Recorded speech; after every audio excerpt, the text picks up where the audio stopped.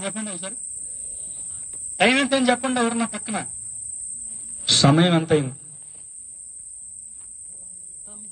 9:40. ముగిసి చేస్తున్నాం. 10 నిమిషాలు. స్తోత్రం చెప్పండి. హల్లెలూయా. ఒక మనిషిని ఎందుకు కట్టేస్తారు? మీరు చెప్పండి.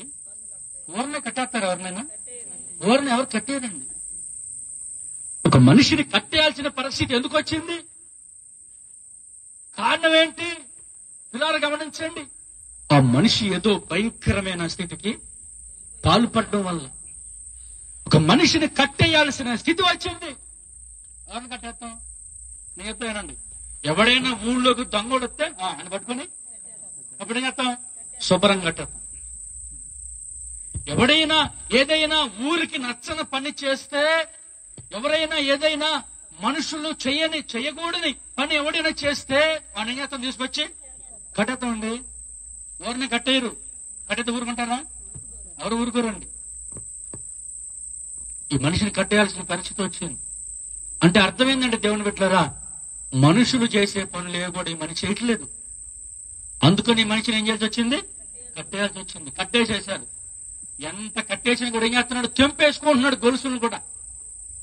ఇక లాభం లేదని వదిలేశారు. వదిలేస్తే ఏం చేశాడంటే సమాధుల్లో తిరుగుతున్నాడంటే. ఎక్కడ ఉంటున్నాడు చెప్పండి? సమాధుల్లో నివాసం. ఎక్కడ నివాసం? మనిషి ఎక్కడ ఉండాలి? మనిషి ఎక్కడ నివాసం చేయాలి? ఎక్కడ నివాసం చేయాలి? మనిషి ఊళ్ళో నివాసం చేయాలి. మరి ఎక్కడ నివాసం చేస్తున్నాడు? సమాధుల్లో నివాసం చేస్తున్నాడు. కారణం ఏంటంటే ఆ మనిషి లోపల దురాత్మలు ఉన్నాయి. చెప్పండి, ఏమున్నాయి? పిల్లలు గమనించండి. ఇంత భయంకరమైన స్థితిలో మనిషి ఉన్నాడా? యేసు ప్రభు ఇప్పుడేనండి ఆ ఊరు గడ్డ మీద కాలు పెట్టాడు. స్తోత్రం. ఎప్పుడైతే పెట్టాడో సమాధుల్లో ఉన్నటువంటి మనిషి, ఈ దురాత్మలు పట్టినోడు, అక్కడి నుండి పరిగెత్తుకుంటూ వస్తున్నాడు. స్తోత్రం చెప్పండి. ఏం చేస్తున్నాడు? పరిగెత్తుకుంటూ వస్తున్నాడు. వచ్చి ఏమంటున్నాడు? సర్వోన్నతుడైన దేవుని కుమారుడా, మాతో నీకు ఏమి పని?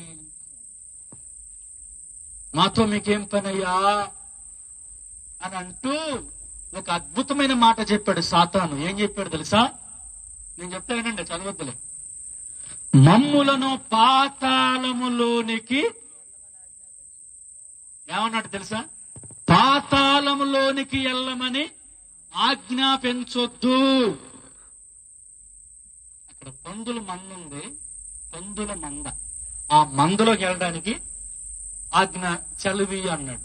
సరే ప్రభు అన్నాడు. ఓ అన్నాడు. వెళ్ళి పందుల్లో పడి ఆ పందులన్నీ సముద్రంలో పడి అన్ని చనిపోయింది. ఆడు బాగుపడి స్వస్థత పొంది స్నానం చేసి బట్టలు కట్టుకొని యేసయ్య పాదాల దగ్గర కూర్చున్నాడు. చప్పలు కొట్టండి దేవుడికి. హల్లెలూయా. ఆ ఊళ్ళో వాళ్ళు ఎవరికి నచ్చలేదు కానీ వాడిని మాత్రం ప్రభు నచ్చాడు. ప్రభు వాడిని రక్షించాడు. గెరాసీనుల ప్రాంతం పందులతో సహజీవనం చేసే మనుషులు వాళ్ళు. దేవునికి స్తోత్రం చెప్పండి. ఇప్పుడు మీకు ఇక్కడ ఒక మాట చెప్పాను నేను. ఒక మాట మనం హైలైట్ చేయాలి. ఆ మాట ఏంటంటే సాతాను ఏమన్నాడంటే పాతాళములోనికి వెళ్ళమని మమ్మల్ని నువ్వు పంపించొద్దు, ఆజ్ఞ ఇవ్వద్దు అని అన్నాడు. ఇప్పుడు ఒక మాట మీకు చెప్తున్నా. అదేంటంటే పిల్లరా, ఎందుకు ఇదంతా చెప్పాల్సి వచ్చిందంటే మనము దెయ్యాలకు భయపడతామా? అవునా కాదు చెప్పండి, నిజం చెప్పండి. మనలో మన మాట. దెయ్యాలకు ఏం చేస్తాం మనం? భయపడతామా? మరి దెయ్యం దేనికి భయపడింది? నేను చెప్పేది ఏనండి, పాతాళంకి భయపడింది. స్తోత్రం చెప్పండి. దేనికి భయపడింది దెయ్యం? యేసు ప్రభు చెప్తుంది, నన్ను పందుల్లో కన్నా పంపించు కానీ పాతాళంకి మాత్రం నేను వెళ్ళను బాబు అంటే. ఇప్పుడు దెయ్యానికి ఏమంటే భయం? దేవుడన్న భయమే. పాతాళం అన్నా, పాతాళములోనికి వెళ్ళడానికి దెయ్యానికి ఇష్టం లేదు. ఈ రోజున మనుషులకి ఇష్టం అవుతుంది. చెప్పండి, ఎవరికి ఇష్టం అవుతుంది? చాలా మంది ఎందుకమ్మా అలా ఉన్నావంటే నేను ఇలాగే ఉంటా, నీకేంటి అన్నట్లుంటున్నారు. ఎక్కడికి పోతానికి చెప్పండి, ఎక్కడికి పోతానికి? ఎందుకయ్యా ఇలా ఉంటున్నావు అంటే, నువ్వేంటి నాకు చెప్పేది అంటున్నారు. ఎక్కడ పోవడానికి? పాతాళంకి. బాబు అలా బ్రతకొద్దు, అది బ్రతుకు కాదు, అది జీవితం కాదు, అది అపవిత్రత, అది శాపం, అది పాపం, అది నింద, అవమానం. ఎక్కడో చోట నేను పట్టించింది, ఎక్కడో చోట కొట్టించింది అని చెప్తుంటే అంతే, నేను అలాగే ఉంటా. నువ్వేగా చెప్పేది? ఎక్కడ పోవడానికి చెప్పండి, చెప్పండి, ఎక్కడ పోవడానికి? దెయ్యాలకి ఇష్టం లేదే, చెప్పండి, ఎక్కడ పోవడానికి? పాతాళంకి. ఎవరికి ఇష్టం లేదు? దెయ్యాలే చెప్తున్నాయి, అయ్యా పాతాళం అంటే మాత్రం మమ్మల్ని. పాతాళం అంటే ఏంటో దెయ్యానికి బాగా ఈరోజు మనిషికి చెప్పండి, మనిషికి తెలియట్లేదండి. మనిషికి అర్థం కావట్లే ఈరోజు పాతాళం అంటే ఏంటో. ఒక ధనవంతుడు వెళ్ళాడు అక్కడికి, అగ్నిలో కాలుతున్నాడు, వాడికి తెలిసింది పాతాళం అంటే ఏంటో. బాగా కాలిపోతున్నాడు, అక్కడ మండిపోతున్నాడు మనిషి. అగ్ని ఆరదు, పురుగు చావదు. ఈరోజు చాలా మంది అండి పాతాళంలోకి వెళ్ళిపోవడానికి ఇష్టపడుతున్నారు. నేను ఒక మాట చెప్తాను, ఈ రాత్రి ఈ ప్రార్థన ఇక్కడ జరగడానికి గల కారణం ఏంటంటే, దెయ్యాలకు కూడా ఇష్టం లేని పాతాళంలోకి ఈ ఊర్లో ఉన్న వాళ్ళు ఎవరు వెళ్ళడానికి వీలు లేదండి. అల్లు చెప్పండి గట్టిగా, హల్లెలూయా. ఇక్కడ కూర్చున్న వాళ్ళు ఎవ్వరు కూడా ఇదిగో ఆ నరకంలోకి వెళ్ళడానికి వీలు లేదండి. ఆ నరకంలోనికి మీరు వెళ్లకుండా మీరు దేవుని రాజ్యంలో ఉండాలని ఈ రాత్రి నేను ఆశపడుతున్నాను. ఇదిగో ఈ కుటుంబం దురాత్మల చేత నుంచి బయటపడి, పాతాళములో నుండి తప్పించబడి, రక్షణ పొంది, మారు మనసు పొంది, దేవుని సన్నిధిలో సాక్షిగా బ్రతుకుతూ దేవుని రాజ్యానికి వారసులుగా ఉన్నారు కనుక, ఇదిగో ఇక్కడున్న కూర్చున్న మనం, ఈ వాక్యం వింటున్న ప్రతి ఒక్క మనిషి కూడా నరకానికి వెళ్ళకూడదని ఈ రాత్రి ఈ ప్రార్థన దేవుడు ఏర్పాటు చేశాడు. దేవుని స్తోత్ర. ఒకసారి అందరు లేచి నిలబడదాం. దేవుని బిడ్డలారా దయచేసి అందరు లేచి నిలబడి ప్రార్థన చేసుకుందాం.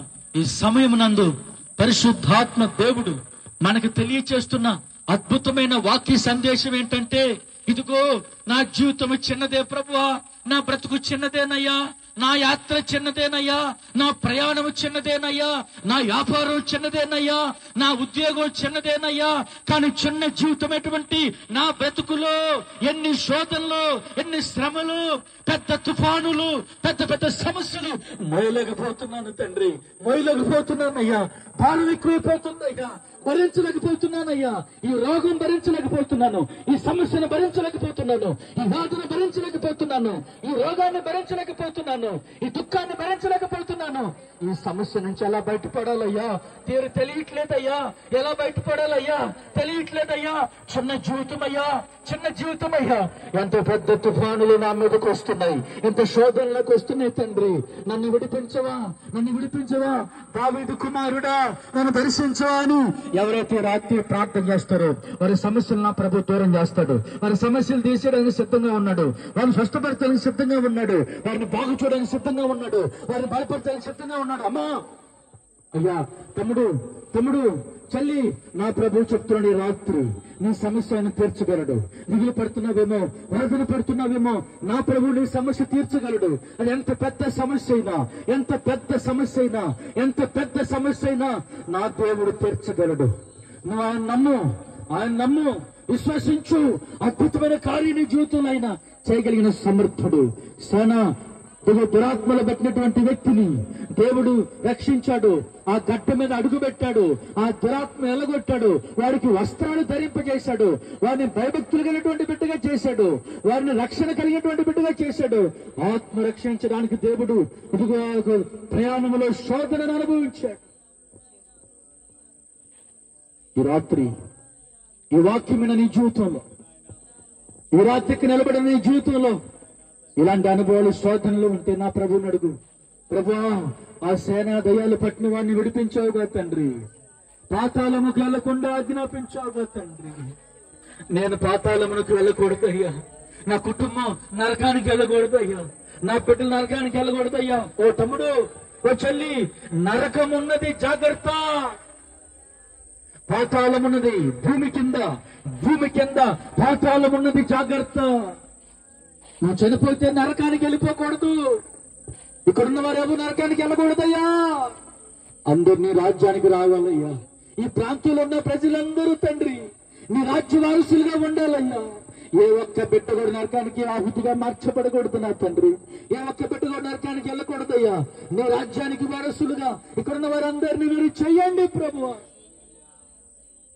ఈ వాక్యం మా జీవితంలో నూతన క్రియను జరిగించమని మమ్మల్ని ప్రేమించి మీరిచ్చిన మంచి వాతావరణాన్ని బట్టి నీ వందనాలు స్తోత్రాలు చెల్లిస్తూ అయ్యా, నీ రాకడ ఆలస్యమైతే మరొకసారి ప్రభువా ఈ గృహంలో చేరిన ఆయన ఎందుకంటే ఎక్కువగా నేను గణపరిచే భాగ్యాన్ని మీరు మాకు